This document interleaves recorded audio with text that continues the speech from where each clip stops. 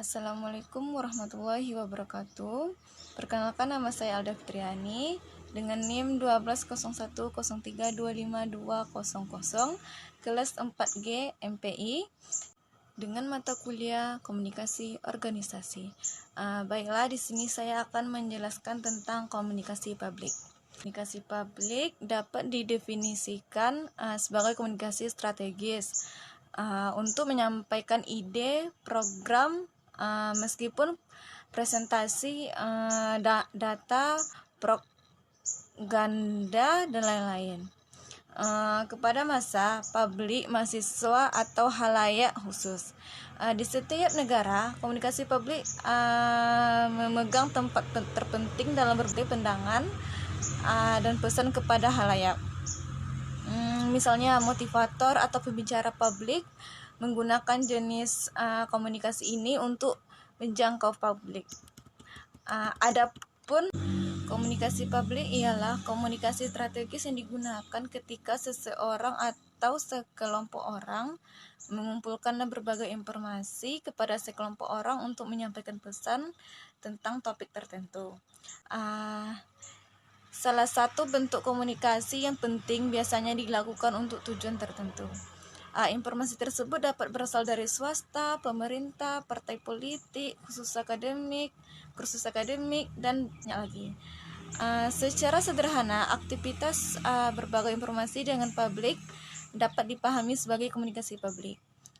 Ketika informasi dibagikan dengan satu orang, disebut komunikasi interpersonal.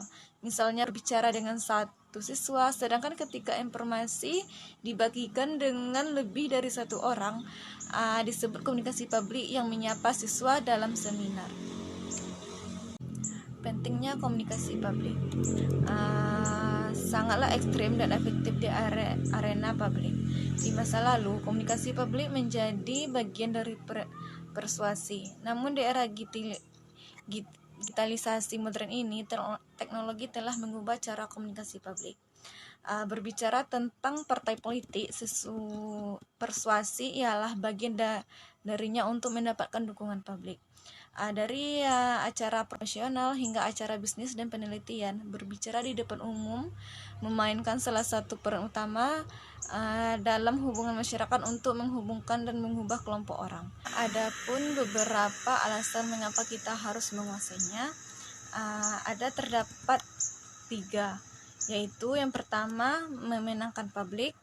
Keterampilan penting dalam bidang hubungan masyarakat ialah membujuk dan memenangkan orang banyak. Ketika seorang pembicara berbicara dengan tenang dan dengan semua pengetahuan dianugerahkan dalam pidatonya, publik suka mendengarkan pidatonya. Hal ini cukup menarik. Keterampilan berbicara di depan umum harus kuat untuk memenangkan orang banyak. Yang kedua, untuk memotivasi orang. Seseorang pembicara publik yang baik memiliki kuat untuk memotivasi audiensnya untuk mencapai tujuan. Pemimpin yang dapat menginspirasi kehidupan dan membuat penonton bergerak dengan kata-kata mereka ialah berbicara yang sangat hebat. Tidak diragukan lagi, pengetahuan ialah salah satu faktor penting, tetapi menghubungkan secara emosional dan membangkitkan gairah untuk memotivasi dijaga dalam komunikasi publik. Seseorang harus berhubungan dengan penonton dan mendapatkan kepercayaan mereka. Seorang pembicara publik yang terampil dapat memotivasi orang sekaligus menghibur mereka. Dan yang ketiga, untuk menginformasikan orang. Fitur yang paling penting dari komunikasi publik ialah untuk menginformasikan orang dengan bijaksana. Pembicara informatif yang sangat baik berbagai pengetahuan yang meningkatkan pemikiran dan pemahaman mereka. Jenis komunikasi publik terdapat 5